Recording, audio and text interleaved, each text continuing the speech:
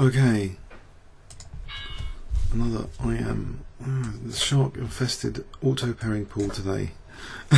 Lots and lots of title players. Oh, it's all good fun.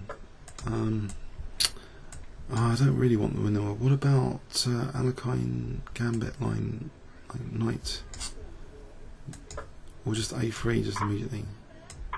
So sort of Gambit. If I can get to play G4 and then collect the pawn.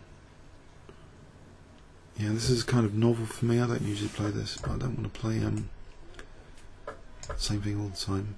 I've seen one game of this. I think might have been this line. I think similar idea anyway. I've played before for getting back the pawn. If I can get back the pawn.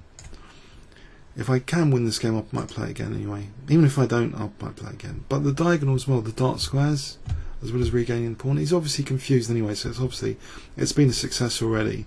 The clock shows its success. What about C4 here? Where's the knight going? Get that knight to go backwards. I can go and then attack this guy, or H4. Okay. Oh, there's knight F5. I suppose he wanted to go backwards for knight F5. Reinforce the centre. Now he's ruled out my knight G3. Cruel. What about A4 to give the option of bishop A3? Or knight F4 as G6. Weakening some dark squares though, so I think maybe knight F4. Let's forget the pawn for a second. And this E3 is going to be crushing. No, I'm not here. But A4 and bishop A3 look pretty good.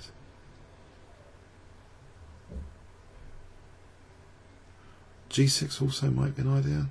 If E5, actually G6 here, is that not tasty? With bishop A3, or just knight takes H5 would have been good. Why didn't I play that? Play it now. Centre's probably going to collapse. Or king F8 probably wants that. So what about A5 instead? And I'm going to lose C4. So how about D5 then? Try and keep the centre closed. And can undouble my pawns if he wants.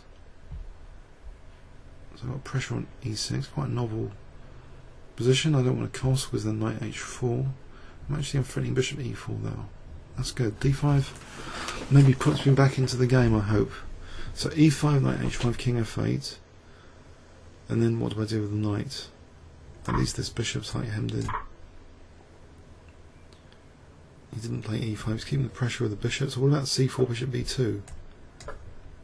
And there's also knight H5 and queen H5. Queen H5 is so juicy. After bishop B2. But I want to keep an eye on D5, that's good I think, C4. So far so good. Bishop B2, knight H5, G7 will be attacked. Do I allow E3? I think I have to gain a bit of time. So E3, I'll just take on H5 with the queen. Oh, C4 is now vulnerable. Knight F3 is also a big problem.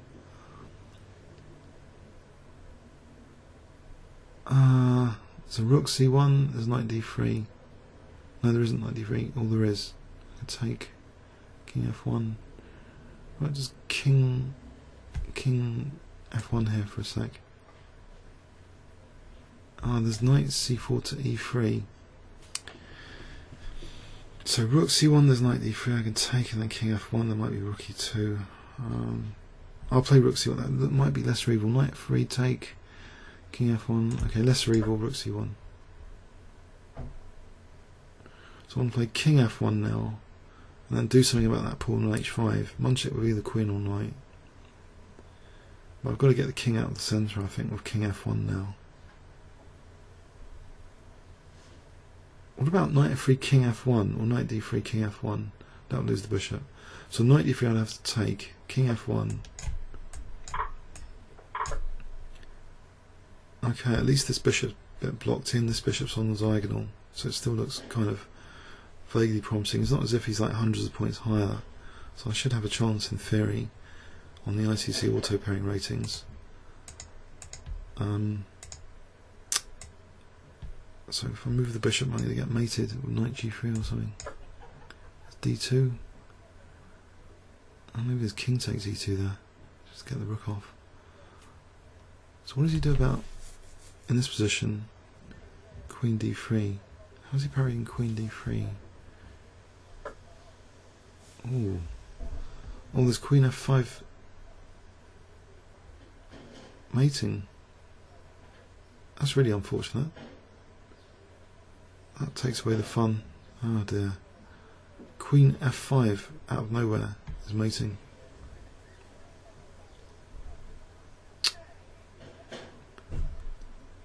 Ouch. So leave the queen for a knight. End of game.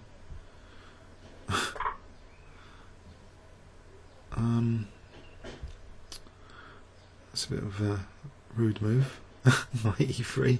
There were some rude moves there anyway, lurking at them. It's like, yeah, rook on the 7th. That's not good, rook on the 7th. Oh, even worse to come now.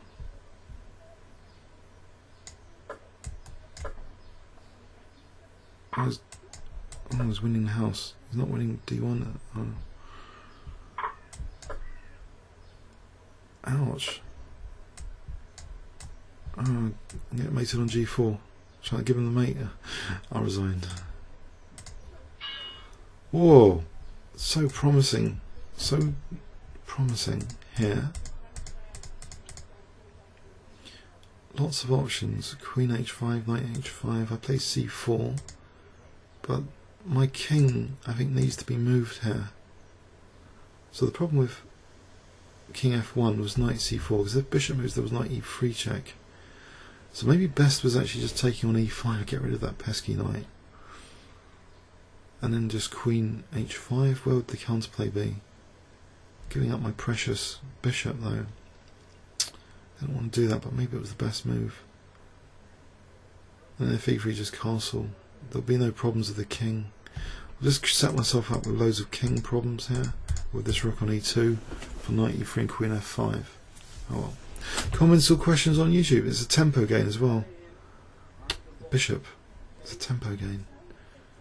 Unless queen d3 here was possible. There's no knight e3, so rook b2, bishop h3. That's another, probably an okay line as well. Oh well. Comments or questions? Thanks very much.